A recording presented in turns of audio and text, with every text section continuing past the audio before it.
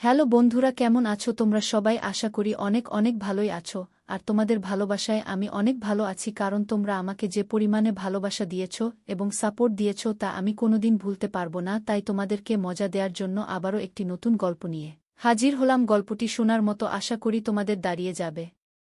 2 বছর পর বাবার বাড়িতে ফিরে এসে আমি একদম কল্পনাও করতে পারিনি যে এমন কিছু ঘটবে। মায়ের অনুপস্থিতিতে আমরা 2 বোনই ছিলাম বাড়িতে। বাবা প্রতিদিন রাতে মদ্যপ অবস্থায় ফিরে আসতেন এবং ছোট বোনকে তার ঘরে নিয়ে যেতেন। এতদিন পর যখন আমি বাড়ি এলাম তখন বাবার আচরণে কিছুটা পরিবর্তন দেখলাম। তিনি মদ খেয়ে আমাকে তার ঘরে নিয়ে যাওয়ার চেষ্টা করছিলেন, আর আমি কিছুই বুঝতে পারছিলাম না আসলে কি হচ্ছে। তিনি কোনো কথা না বলেই আমাকে তার ঘরে নিয়ে। বন্ধুরা, আজকের গল্পটা অনেক বেশি স্পেশাল, তাই সবাই রেডি থাকো। দয়া করে গল্পগুলো ভালো লাগলে ভিডিওটি লাইক, শেয়ার এবং চ্যানেলটি সাবস্ক্রাইব করো প্লিজ। আমি প্রিয়া। 2 বছরের দাম্পত্য জীবনের পর বাবার বাড়িতে এসেছি। আসার পেছনে বিশেষ কোনো কারণ ছিল না। দীর্ঘদিন পর স্বামীও বলল যে বাবার বাড়ির খবর নেওয়া উচিত, তবে এতদিন না আসার মূল কারণ ছিল বাবার মদ্যপানের অভ্যাস। কিছুদিন আগে বাবার ফোন পেয়ে এই সিদ্ধান্ত নিলাম। বাবা জানে তিনি মদ ছেড়ে দিয়েছেন। তার মলিন মুখ দেখে এবং ছোট বোন তানিয়ার সাথে দেখা করার ইচ্ছা হলো। তানিয়া আগে হোস্টেলে ছিল, এখন একাদশ শ্রেণীতে পড়ে এবং মাত্র 2-3 মাস হলো বাড়ি ফিরেছে। বাড়িতে এসে বাবা আমাকে জড়িয়ে ধরলেন, যেন একটু বেশি স্নেহ দেখাচ্ছিলেন। তানিয়া দেখা করতে এলো, তবে তার মুখে কিছুটা অস্বস্তি ছিল। তানিয়া বাবাকে পানি দিতেও ভয় পাচ্ছিল, যা দেখে আমি বিস্মিত হলাম। জানি না সে কবে থেকে এতটা ভয় পেতে শুরু করেছে। বিশেষ করে বাবা তো এখন মদও ছেড়ে দিয়েছেন। সেদিন দাদু, বাবার বন্ধুর বাবা আমাদের বাড়িতে এসেছিলেন। তাদের পরিবার আমাদের খুব ঘনিষ্ঠ। বাবার বন্ধু মারা যাওয়ার পর দাদু নিয়মিত আসতেন। বাবাকে মদ ছাড়তেও তিনি উৎসাহ দিয়েছিলেন। সেদিন বাবা দাদুর সাথে বাইরে গিয়েছিলেন। যখন বাবা ফিরে এলেন তখন তার মদ্যপ অবস্থায় দেখে আমি বিস্মিত হলাম। দাদু বললেন, মেয়ে, তোমার বাবার খেয়াল রেখো তাকে। কতবার বলেছি মদ ছেড়ে দিতে, কিন্তু আজ সে মদ্যপানের কারণ হিসেবে বলল যে তার মেয়ে 2 বছর পর বাড়ি এসেছে। আসলেই তোমার বাবা খুব জটিল মানুষ। আমি যখন বাবাকে তার ঘরে পৌঁছে দিতে যাচ্ছিলাম তখন তিনি আমাকে এমনভাবে ধরে রাখলেন যেন আমি তার স্ত্রী। পরের দিন সকালে শ্বশুরবাড়ি ফেরার জন্য প্রস্তুত হলে বাবা আমাকে থামিয়ে বললেন, কোথায় যাচ্ছ? এসেছ তো মাত্র একদিন হয়েছে। আমি জবাব দিলাম, আপনি যদি মদ না ছাড়েন তাহলে আমি আর এখানে থাকব না। তানিয়াকে কেউ নিয়ে যাচ্ছি। আমার কথায় বাবা বিচলিত হয়ে পড়লেন। তানিয়া বাবার সৎ মেয়ে হলেও তিনি তাকে নিজের মেয়ের মতোই দেখেছেন। মায়ের মৃত্যুর পর বাবার দ্বিতীয় বিয়েতে তানিয়া আমাদের জীবনে আসে। আমি তানিয়াকে সবসময় নিজের ছোট বোনের মতোই ভালোবেসেছি। বাবার প্রতিশ্রুতি অনুযায়ী আমি আরও কিছুদিন থাকার সিদ্ধান্ত নিলাম। 1-2 দিন পর আমি তানিয়াকে নিয়ে বাজারে গেলাম। তার জন্য অনেক সুন্দর পোশাক এবং মেকআপের সামগ্রী কিনলাম। বাড়ি ফিরে আমি তানিয়াকে বললাম, নতুন পোশাকগুলো পরে দেখতে। একটি পোশাক তাকে বিশেষ সুন্দর লাগছিল। আমি তাকে সাজতে বললাম, আর নতুন পোশাকে সে অপূর্ব লাগছিল। তার এই রূপের কিছু ছবি মোবাইলে তুলছিলাম। ঠিক তখনই বাবা বাড়ি ফিরে এলেন। বাবা তানিয়াকে দেখে মুগ্ধ হয়ে গেলেন। তিনি কাছে এসে তার কাঁধে হাত রেখে বললেন, আমার তানিয়া এখন অনেক বড় হয়ে গেছে, কত সুন্দর দেখাচ্ছে। তবে বাবার কথায় তানিয়া কোনো প্রতিক্রিয়া ছিল না। মনে হচ্ছিল বাবার হাত তার কাঁধে রাখাটা সে একদমই সহ্য করতে পারছে না, আর সঙ্গে সঙ্গে সেখান থেকে সরে গেল। সেই রাতে আমি আর তানিয়া এক ঘরে শুয়েছিলাম। হঠাৎ ঘুমের মধ্যে দেখি তানিয়া কাঁদছে। প্রথমে ভাবলাম হয়তো কোনো দুঃস্বপ্ন দেখেছে, তাই ঘটনাটা এড়িয়ে গেলাম। কিন্তু কিছুদিন পর আবার দেখলাম একই ঘটনা। তানিয়া রাতে কাঁদছে প্রতিদিন। কি আর কেউ এত দুঃস্বপ্ন দেখে?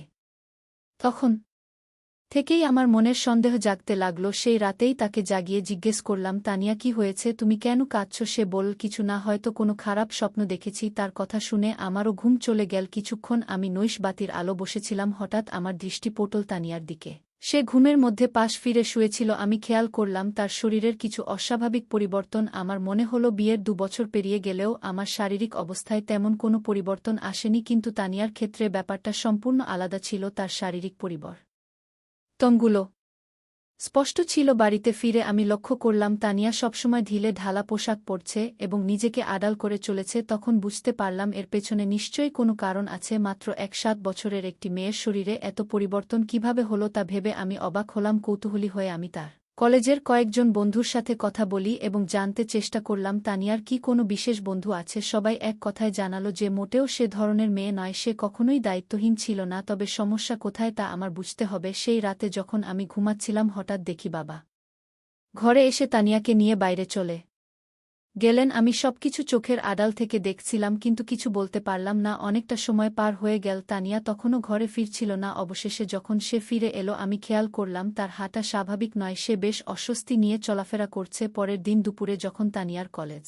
থেকে বাড়ি ফিরল তখন আমি সরাসরি তাকে জিজ্ঞাসা করলাম, রাতে তুমি বাবার সাথে কোথায় গিয়েছিলে? সে বলল, বাবা ক্ষুধার্ত ছিলেন তাই তাকে খাওয়াতে গিয়েছিলাম। তানিয়ার এই ব্যাখ্যা আমার ঠিক মনে হলো না। তখন আমি সরাসরি তানিয়াকে জিজ্ঞেস করলাম, তানিয়া তুমি বাবাকে কেমন মনে করো? তিনি কি তোমাকে এসেছিল? তিনি বললেন, তোমার বোন সম্পর্কে আমাকে কিছু ভিন্ন কথা বলা হয়েছে। তারা বলেছে মেয়েটি বিয়ের আগেই শরীরের অদ্ভুত পরিবর্তন করেছে। আমার শ্বশুরবাড়িতেও তানিয়ার শারীরিক পরিবর্তন নিয়ে কথা হচ্ছিল। এরপর ননদ আমাকে বললেন, প্রিয়া রাগ করো না, তবে এখনও তোমার হাতে সময় আছে, তুমি এখনই ভালো কোনো পরিবারের সাথে তানিয়ার বিয়ের ব্যবস্থা করো, কারণ তার বয়স বাড়লে শরীরের পরিবর্তন আরও বেশি হবে, তখন তার জন্য উপযুক্ত পাত্র খুঁজে পাওয়া কঠিন হয়ে যাবে। নন্দের কথা সত্যিই ছিল। আমি তার কাছ থেকে আরও 4-5টি প্রস্তাবের যোগাযোগ নম্বর নিলাম এবং সরাসরি আমার বাবার বাড়িতে চলে গেলাম। সেখানে গিয়ে বাবাকে স্পষ্ট বললাম, আমি তানিয়ার জন্য সম্পর্ক দেখতে শুরু করেছি। বাবা এতে রেগে গেলেন, কিন্তু আমি তার রাগের পরোয়া করলাম না, কারণ আমি আমার বোনের ভবিষ্যৎ নিয়ে চিন্তিত ছিলাম। বাবা তর্ক করে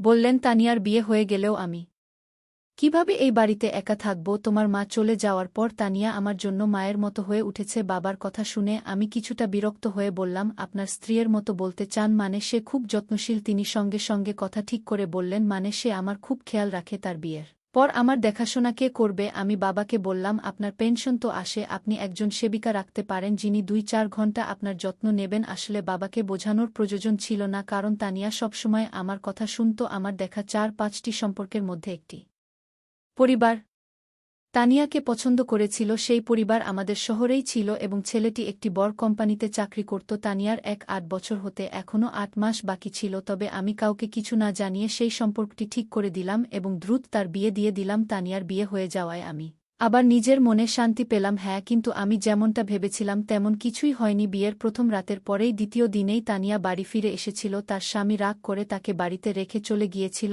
আর তানিয়াও কাঁদছিল। আমি তাকে জিজ্ঞাসা করলাম, তানিয়া মাত্র একদিনেই এমন কি ঘটল শ্বশুরবাড়িতে যে তোমার স্বামী এত রেগে গিয়ে তোমাকে এখানে রেখে দিল? তখন সে বলল, আমি ওর সাথে থাকতে পারবো না। তানিয়া সঠিকভাবে কিছু বলতে চাইছিল না, তাই আমি তার স্বামী ফোন করলাম এবং জিজ্ঞেস করলাম কেন সে তার তানিয়াকে তার বাপের বাড়িতে রেখে দিল। তখন তার স্বামী বলল, তোমার তানিয়া প্রথম রাতেই কিছু অশোভন কথা বলেছে। যখন আমি তার কাছে গিয়েছিলাম সে বলল, আমি তোমার সাথে মানিয়ে নিতে পারবো না, আমি শুধুমাত্র আমার বাবার সাথে অভ্যস্ত। মাত্র 7 বছরের একটি মেয়ে এমন কিছু বলবে তা শুনে আমার কাছে ভূত লেগেছে। এছাড়াও আমরা জেনেছি যে তানিয়া গত কয়েক মাস ধরে তার বাবার সাথে একা বাস করছে। কিন্তু ব্যাপারটা এখানেই শেষ নয়, সে তার আসল বাবা নন। তুমি যেটা ভালো মনে করো সেটা করো, কিন্তু আমি তাকে আমার বাড়িতে ফিরিয়ে নিতে পারবো না। তানিয়া কেন এমন পাগলামি করল কিছুই বুঝতে পারছিলাম না। নিজের মেয়েকে বিয়ের দ্বিতীয় দিনেই বাড়িতে ফিরে আসতে দেখে আশ্চর্যজনকভাবে তার বাবা একটুও চিন্তিত ছিল না, বরং তিনি অনেক খুশি ছিলেন। গত কয়েকদিন ধরে তিনি রাতে তানিয়াকে তার ঘরে ডাকতেন এবং বসাতেন। কিছুদিন পর আমার সামনেই তিনি তানিয়ার জন্য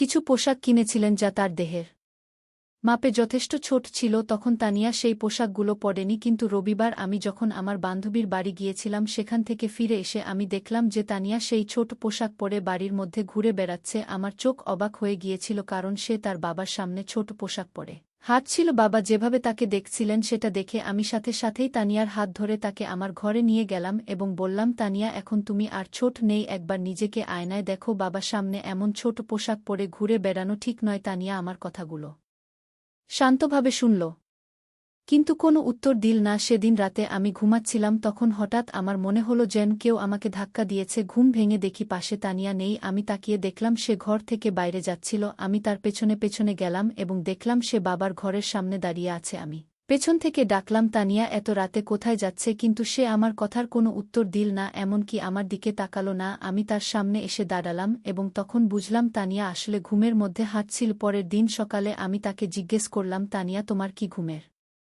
মধ্যে হাঁটার সমস্যা আছে? সে বলল, আমারও ঠিক জানা নেই, আমি রাতে ঘুমের মধ্যে হাঁটি কিন্তু কিছুই মনে থাকে না। আমরা যখন কথা বলছিলাম তখন আমার স্বামীর ফোন এলো, তিনি কয়েকদিনের মধ্যে আমাকে নিয়ে যেতে আসবেন বলে জানালেন। তানিয়া এই কথোপকথন শুনে আমাকে যেতে দিতে একদম রাজি ছিল না। ঠিক সেই মুহূর্তে দাদু সেখানে এসে হাজির হলেন ৬-০ বছর বয়স হলেও দাদু এখনও বেশ শক্তিশালী ছিলেন। আমাদের কথাবার্তা অনেকেই শুনছিল। দাদু তানিয়াকে বললেন, তুমি শ্বশুরবাড়িতে থাকতে চাও না, কিন্তু তোমার বড় বোন তোমার মতো নয়, তার অনেক দায়িত্ব আছে। বাপের বাড়ি মেয়েদের জন্য অল্প সময় এর জায়গা, তাকে তার দায়িত্ব পালন করতে হবে, তাকে বাধা দিও না। তানিয়ার কাঁধে হাত রেখে কথা বলছিলেন, কিন্তু হঠাৎ তানিয়া দাদুর হাত ঝেড়ে ফেল এবং বলল, আমাকে অযথা উপদেশ দেবেন না, সে আমার বোন, তার সাথে কি কথা বলতে হবে সেটা আমি নিজেই দেখে নেব, আপনি নিজের বিশ্বাসটা দেখুন। তানিয়ার এমন অদ্ভুত আচরণ আমারও ভালো লাগেনি। কয়েকদিন পর আমার স্বামী আমাকে নিতে আমার বাপের বাড়িতে এলো। তানিয়া তার জামাইয়ের কাছে কিছুদিনের জন্য বাড়িতে থাকার জেদ ধরল।